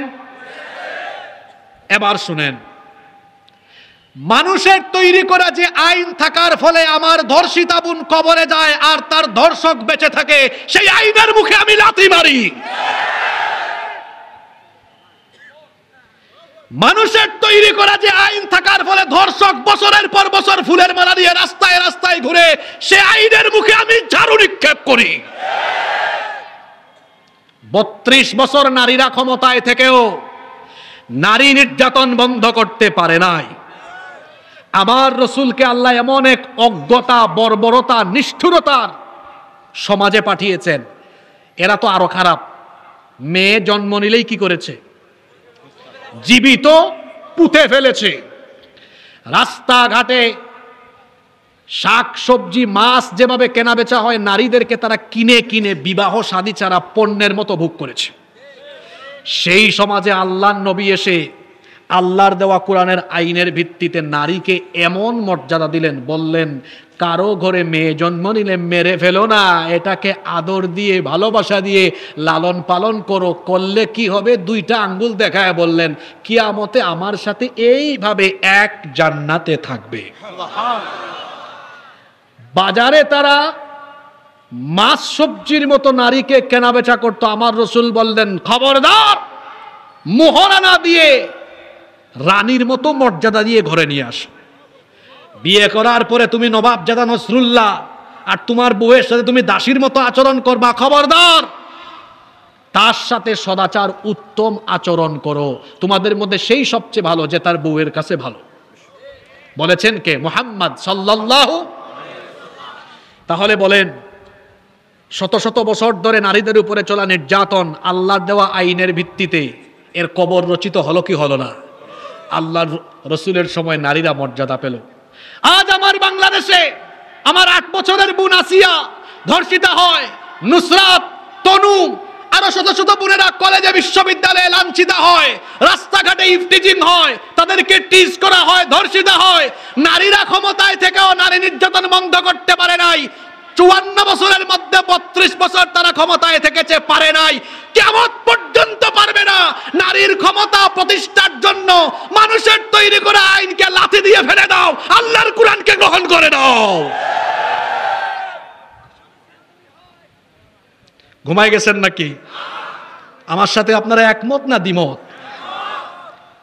নাম্বার 11 নাম্বার, মানুষের কল্যাণে আল্লাহর আইন এজন্য দরকার। আজকের আলোচনার সবচেয়ে সুন্দর 2টা পয়েন্ট আমি শেষে রাখছি।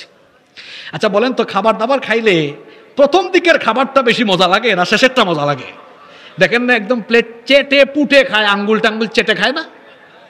কারণ সব খাবারের একটা, এটাকে কি বলে, নির্যাস ওই শেষে থাকে, মজাও লাগে বেশি। এজন্য আজকের আলোচনার 12টা পয়েন্টের সবচাইতে আকর্ষণীয় 2টা পয়েন্ট রেখেছি আলোচনার শেষে।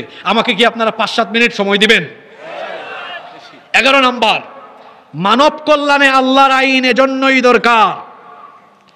আল্লাহর আইন যখন প্রতিষ্ঠা থাকে তখন সেই সমাজ বা রাষ্ট্রে শাসক শোষক হয় না, সে তখন সেবক হয়ে আল্লাহর জাহান্নামের ভয়ে দায়িত্বকে বুঝা মনে করে মানুষের জন্য অকাতরে তাকে বিলীন করে দিয়ে থাকে। 2টা ঘটনা বলি। প্রথম ঘটনাটা বলবো আমার রসুলের জীবনী থেকে। আল্লাহর রসুল সাল্লাল্লাহু আলাইহি ওয়াসাল্লাম দড়ি দিয়া বুনা একটা খাটিয়ার মধ্যে শুয়ে আছেন।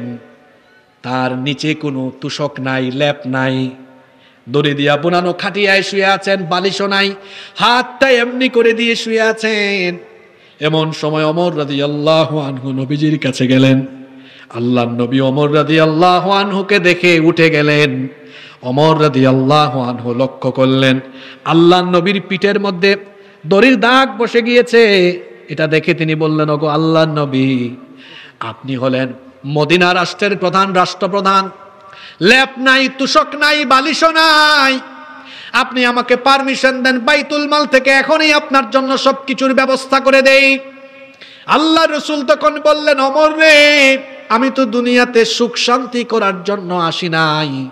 আমি যদি আল্লাহর কাছে চাই, সঙ্গে সঙ্গে উহুদ পাহাড় আমার জন্য পাহাড় নয়, স্বর্ণে পরিণত হয়ে যাবে। আল্লাহু আকবার।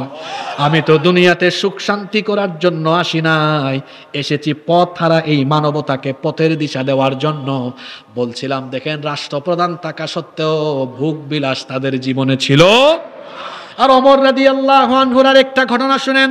তিনি যখন রাষ্ট্রপ্রধান, আর তিনি তো এমন রাষ্ট্রপ্রধান ছিলেন, অর্ধ দুনিয়ার শাসনকর্তা ছিলেন, অর্ধ পৃথিবীকে শাসন করেছেন। একবার তিনি তার ঘরের ভেতরে মোমবাতির আগুন জ্বালিয়ে কাজ করছেন।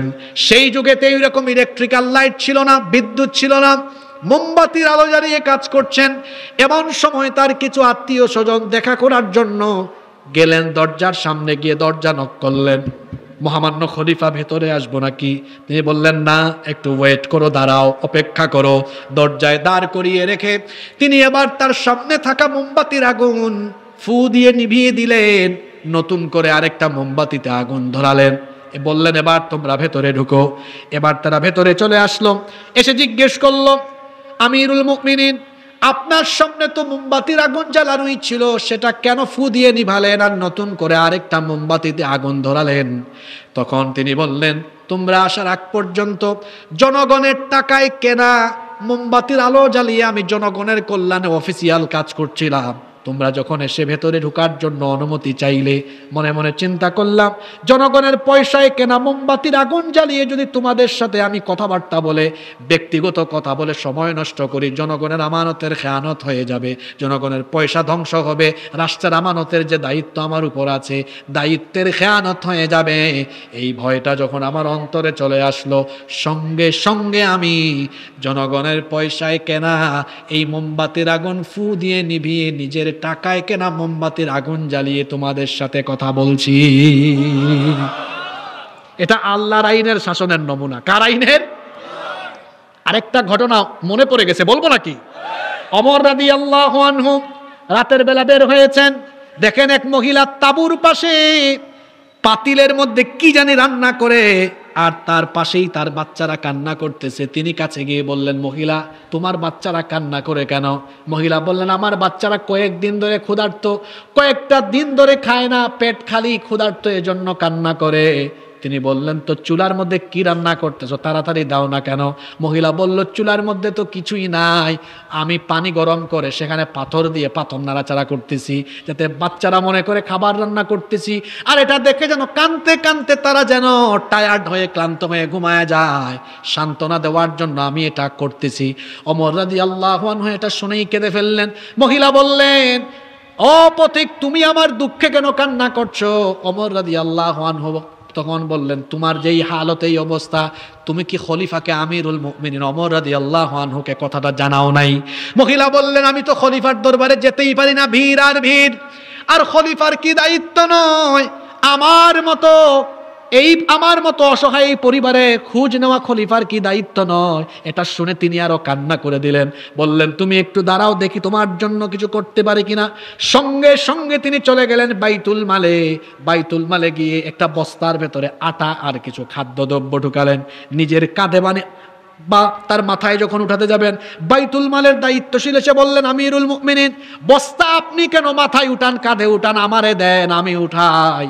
তিনি বললেন, তুমি সরে যাও, আমার বোঝা আমারে উঠাইতে দাও, যে দৃশ্য দেখে এসেছি জানি না কিয়ামতের দিন আল্লাহ আমাকে জাহান্নাম দিয়ে দেন কিনা।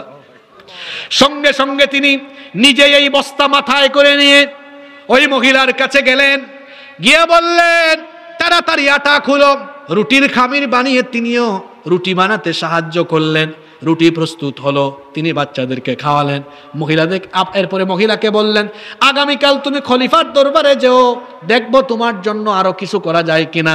মহিলা তখন বলল, আরে তুমি এত ভালো মানুষ, যদি আমাদের মুসলমান রাষ্ট্রের খলিফা ওমর না হয়ে তুমি হতো, আমাদের জন্য ভালো হতো। ওমর রাদিয়াল্লাহু আনহু জবাব দিলেন না, কিছুই বললেন না। বললেন, তুমি আগামীকাল খলিফার দরবারে যেও, দেখবো আরো কিছু তোমার জন্য করা যায় কিনা। মহিলা পরের দিন খলিফার দরবারে গেল, গেইটে ঢুকেই দেখলো খলিফার চেয়ারে বসা তিনি আর কেউ নন, গত রাতের ওই ব্যক্তি।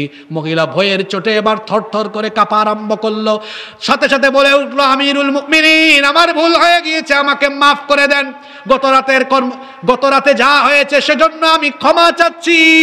ওমর রাদিয়াল্লাহু আনহু বললেন, ও মহিলা, উল্টা আমার কাছে ক্ষমা চাই, আমাকে লজ্জা দিও না, বরং আজকে এই সভাসদের সবার সামনে আমি তোমার কাছে ক্ষমা চাইলাম।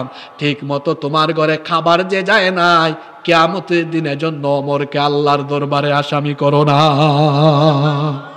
আল্লাহু আকবার। এমন যদি হতো আমাদের নেতা হতো, ওমরেরই মতো হতো, আবু বকরের মতো। চান কি চান না আপনারা? এমন যদি হতো আমাদের শাসক হতো, ওমরেরই মতো হতো, আবু বকরের মতো। জনগণের খোঁজ খবর নিত রাত দুপুরে, ঘুরে ঘুরে দেখতো কি কেউ আছে অনাহারে। আমার দেশের মা বোনেরা লাঞ্ছিতা হতো না, আমার দেশের কৃষক শ্রমিক বঞ্চিত হতো না। গরিব দুঃখী বুখা নাঙা নাহি পাওয়া যেত, যদি আমাদের নেতা হতো ওমরেরই মতো হতো, আবু বকরের মতো। আল্লাহ যেন দিয়ে দেন, বলেন আমিন। হ্যাঁ, এটা তখন পাবেন যুবকেরা। আমি তো আলোচনার শুরুতে বলেছি, তোমার তারুণ্য আর যৌবন কোন নেতার চামচামিতে দিও না। তুমি চামচা নও, তুমি আল্লাহর গোলাম। তোমার তারুণ্য, তোমার যৌবন, তোমার শক্তি, তোমার সামর্থ্য, তোমার ঘাম, তোমার রক্ত দিবে কার জন্য? প্রেস্টিজিয়াস পারসন হও, পার্সোনালিটি বৃদ্ধি করো। যখন ইউনিভার্সিটিতে পড়তাম, বিশ্ববিদ্যালয়ে পড়ার সময় দেখতাম অনেক ছেলেরা সে পড়ে ইউনিভার্সিটিতে অনার্সে মাস্টার্সে, আর সে অশিক্ষিত নেতার পিছনে চামচামি করে ঘোরাফেরা করে। এরকম আপনার এলাকায়ও থাকতে পারে। তোমার লজ্জা নাই? তোমার শরম করে না? লজ্জা লাগে না? তুমি বিশ্ববিদ্যালয়ে পড়ো, অশিক্ষিত নেতার সামনে পিছনে চামচামি করো। তুমি যদি মিছিল দাও, স্লোগান দাও, সংগ্রাম করো, ওই অশিক্ষিত নেতা নেত্রীর জন্য নয়, তোমার রবের দিন কায়েমের জন্য করো। আর কেমনে বুঝাবো আপনাকে? এর চেয়ে বোঝানোর ভাষা আমার আর জানা নাই। আমার কথায় কষ্ট পেয়েছেন? শেষ পয়েন্টে চলে এসেছি। আল্লাহর আইন কেন দরকার মানব কল্যাণে?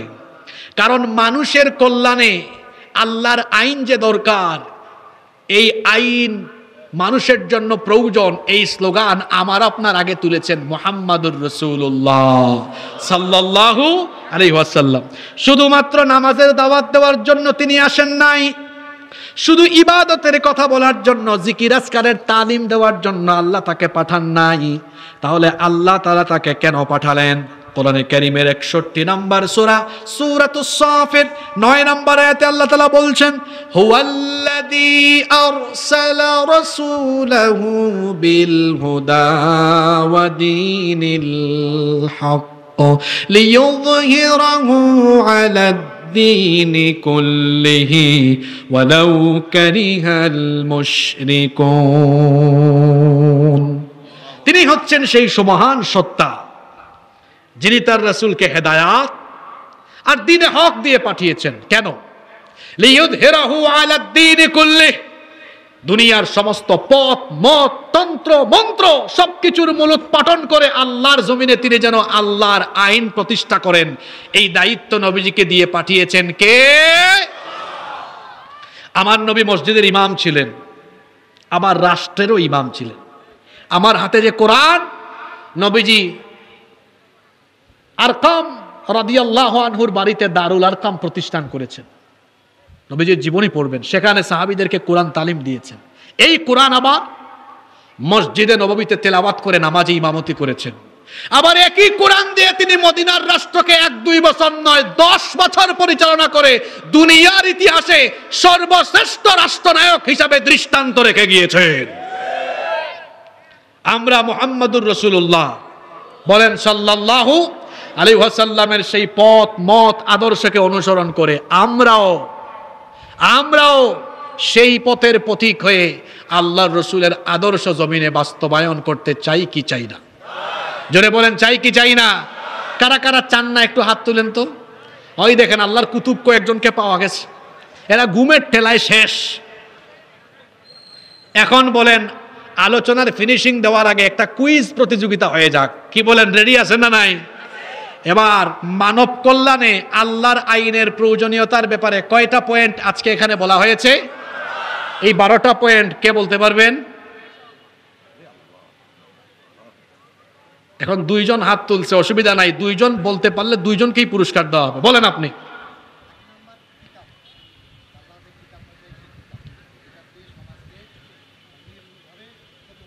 সংক্ষেপে বলেন। আল্লাহর আইন, এটা নির্ভুল হয়েছে। 2,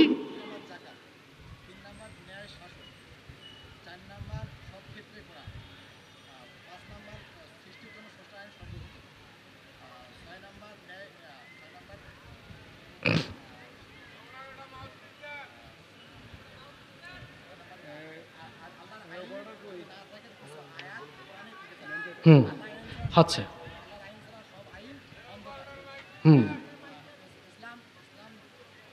বলেন, ঠিক আছে, মাশাআল্লাহ, বলেন আপনি, আস্তে আস্তে বলেন, ধীরে ধীরে বলেন, সময় পাবেন।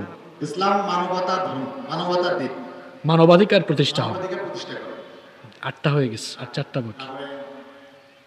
ইসলাম, ইসলাম থাকলে সমাজে ইসলাম থাকলে সমাজে কোনো অপরাধ হবে না। অপরাধ হবে না, ঠিক আছে, হয়ে গেছে। স্বাধীনভাবে কথা বলতে পারবে, শাসক কখনো শাসক হবে না। রাসূল সাল্লাল্লাহু আলাইহি ওয়াসাল্লাম আমাদের আগে ইসলামের দাওয়াত দিয়েছেন। 12টাই বলে ফেলছে, আলহামদুলিল্লাহ। পড়েন। কি জাতের অ্যাক্টিভ শ্রোতা চিন্তা করছেন, পয়েন্ট মুখস্থ করে ফেলছে। দেন এই ভাইকেও সুযোগ, আপনি উপরে চলে আসেন। মাশাআল্লাহ, বলেন মারহাবা। জোরে বলবেন না মারহাবা? উত্তর দিবেন না, আরেকজনকে অ্যাপ্রিশিয়েটও করবেন না, এটা তো হবে না। দেন এই ভাইকে দেন। হ্যাঁ, নোট করলে তো হবে না, না দেখে বলতে হবে। তবে এটাও শোনেন, শোনেন, শোনেন, শোনেন, দেখেন, এইটা হলো আদর্শ মাহফিলের বৈশিষ্ট্য, যে শ্রোতা একদম বসে বসে পয়েন্ট নোট করে নিয়ে যায়। মানে ছেলেটা করছে কি দেখেন, সে এগুলা বলতে পারলেও তাকে পুরস্কার দেওয়া উচিত, না বলতে পারলেও দেওয়া উচিত।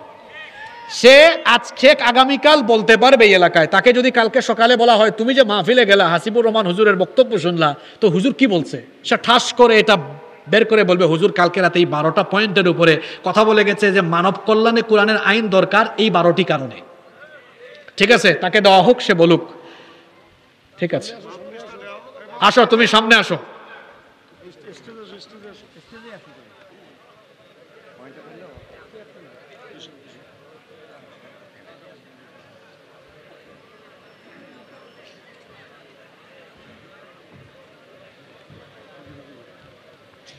মাশাআল্লাহ। ওয়ালাইকুম আসসালাম। জি, আসসালামু আলাইকুম ওয়া রাহমাতুল্লাহি ওয়া বারাকাতুহু। আমাদের সামনে আমাদের প্রিয় হুজুর, তিনি 12টি পয়েন্ট নিয়ে আলোচনা করেছেন। এই পয়েন্টগুলো আমার মনে থেকে নিয়ে এজন্য আমি নোট করে নিয়েছি। আল্লাহ তাআলা আমার স্মৃতিশক্তিতে বারাকা দান করবেন, আমরা সবাই দোয়া করবেন ইনশাআল্লাহ। আমিন আমিন। তিনি 12টি পয়েন্টের মধ্যে সর্বপ্রথম যে পয়েন্টটি নিয়ে আলোচনা করেছেন সেটি কোরআনুল কারীমের সূরা বাকারার প্রথমের যে আয়াত দুটি আছে। না, তুমি শুধু পয়েন্টগুলা বলে ফেলো, টাইম শর্ট। পয়েন্ট আমাকে বলেছেন যে এই কোরআনের মধ্যে কোনো ভুল নেই। দ্বিতীয় নম্বর বলা হয়েছে যাকাতের কথা, এই যাকাত ব্যবস্থা চালু করলে সমাজের মধ্যে কোনো বেকারত্ব থাকবে না। তৃতীয় নম্বর যেটি বলা হয়েছে যে ন্যায় বিচার কায়েম হবে, কখনো অন্যায় অবস্থান থাকবে না। চতুর্থ নম্বর বিষয়, সকল ক্ষেত্রে এই কোরআনের দিক নির্দেশনা পাওয়া যাবে। এবং পঞ্চম নম্বর বিষয় হলো সৃষ্টির জন্য স্রষ্টাই ভালো জানেন সৃষ্টির কি প্রয়োজন। 6 নম্বর হচ্ছে আল্লাহর আইন ছাড়া সব আইন অন্ধকার। 7 নম্বর, বহু আয়াত কিতাবের মধ্যে থেকে যাবে যদি না কোরআনের কোরআন ইসলামী রাষ্ট্র হিসেবে বাস্তবিত হয়। 7 নম্বর হলো 8 নম্বর হলো সকলের অধিকার প্রতিষ্ঠা হবে। 9 নম্বর, মত প্রকাশের স্বাধীনতা পাওয়া যাবে। 10 নম্বর, অপরাধ থাকবে না, সব অপরাধের কবর হয়ে যাবে। 11 নম্বর, শাসক কখনো শোষক হবে না, বরং সেবক হয়ে জনগণের জন্য কাজ করবে। 12 নম্বর, রাসূল সাল্লাল্লাহু আলাইহি ওয়াসাল্লামকে পাঠিয়েছেন একমাত্র আল্লাহ তাআলার দিন বাস্তবায়িত করার জন্য। মাশাআল্লাহ বলেন, মাইকটা দেন। মাশাআল্লাহ, মারহাবা বলেন। আসেন আপনারা, আপনার নাম কি? মাশাআল্লাহ, আপনাদের জন্য আমার তরফ থেকে ছোট্ট হাদিয়া। অবশ্যই বসে দেখি তুলবেন। আসুন। মাশাআল্লাহ, বারাকাল্লাহু ফি ইলমিহিম। আল্লাহ আমার এই দুই ভাইয়ের ইলমের মধ্যে বারাকা দান করেন, বলেন আমিন। ঠিক আছে, এখানে হবে, আপনারা বসেন, আপনারা স্টেজে থাকেন, ছবিও দেওয়া হবে, কুলাকুলিও করবে, মোয়ানাকা করবে। ঠিক আছে, বসেন বসেন বসেন। মাশাআল্লাহ, আপনাদের জন্য এটা একটা অনুকরণীয় দৃষ্টান্ত। সামনে থেকে আপনারাও কোনো মাহফিলে গেলে শোনেন, অনেক জায়গায় মাহফিল হয়, হুজুর খালি চিল্লায়, কোনো বিষয় নাই, আগামাথা নাই, শুরু করে একদিকে শেষ করে আরেক দিকে, আবার 1.5 ঘন্টা পরে বলে এই সংক্ষিপ্ত সময় আমি আমার ওয়াজ শেষ করতে পারি নাই। কারবার দেখছেন একটা ওয়াজ শেষ করতে এত সময় লাগে? কথার কথা 1 ঘন্টা বললেই হয়, অল্প কথায়ও মানুষকে বুঝ দেওয়া যায় কি না? আবার অনেকে আছে শ্রোতা, কিছুক্ষণ বাদাম খায়, এদিকে তাকায় ওইদিকে তাকায়, কিছুক্ষণ পরে উঠাউঠি করে। এদের মতো শুনবেন, বসে বসে নোট করেছে, পয়েন্টগুলো জেনে নিয়েছে। আল্লাহ সবাইকে তৌফিক দান করেন।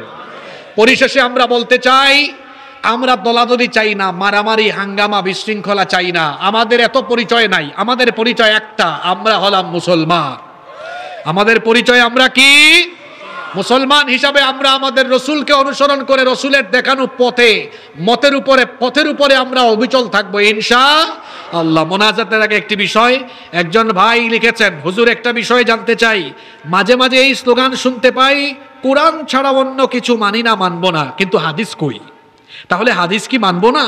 রাসূল সাল্লাল্লাহু আলাইহি সাল্লাম বিদায় হজে বলেছিলেন, আমি তোমাদের কাছে 2টো জিনিস রেখে গেলাম, কোরআন এবং হাদিস। আমার ভাই যৌক্তিক কথাই বলেছেন, আমাদের কোরআনের যেমন দরকার, হাদিসেরও তেমন দরকার। এজন্য আমরা স্লোগান দিব এরকম, কোরআন হাদিস ছাড়া অন্য কিছু মানি না, মানব না। স্লোগানটা দেন, আল কোরআনের আলো মানুষের হৃদয়ে হৃদয়ে জ্বালো। গত 7-8 বছর ধরে সারা দেশে আমি এই স্লোগানটা দিই, ঘরে ঘরে জ্বালাইয়েন পড়ে, মানুষের হৃদয়ে জ্বালাই দেন আগে। কারণ আমার দেশের বেশিরভাগ মানুষের হৃদয়ের ভেতরে এখনো কোরআন নাই, এখনো কোরআন শুদ্ধ করে পড়তেই পারে না। এজন্য হৃদয়ের ভিতরে কোরআন ঢুকায় দেন, আলোকিত মানুষরা আলোকিত সমাজ গঠন করে ফেলবে ইনশাআল্লাহ। আমাদের কোরআনও লাগবে, হাদিসও লাগবে। কোরআন হলো হাদিসের এই আপনার হাদিস হলো কোরআনের ব্যাখ্যা। কোরআনও ওহী, হাদিসও ওহী। কোরআনের ভাব এবং ভাষা দুইটাই আল্লাহর, আর হাদিসের ভাবটা আল্লাহর, ভাষা হলো নবীজির। কোরআন ও ওহী, হাদিস ও ওহী। একটা ওহী হলো ওহিয়ে মাতলু, আর আরেকটা ওহী হলো ওহিয়ে গায়রে মাতলু। কোরআন হলো ওহিয়ে মাতলু, আর হাদিস হলো ওহিয়ে গায়রে মাতলু। আল্লাহ আমাদেরকে কথাগুলোর উপরে আমলের তৌফিক দান করেন। কেউ উঠবেন না, মাহফিল কমিটির কোনো কথা থাকলে আমরা শুনবো, না থাকলে আমরা মোনাজাতে চলে যাবো ইনশাআল্লাহ। সবাই আসো, তোমাদের ফেসগুলো একটু দেখুক, এত কষ্ট করলা, পেছনে আমরা সবাই দোয়া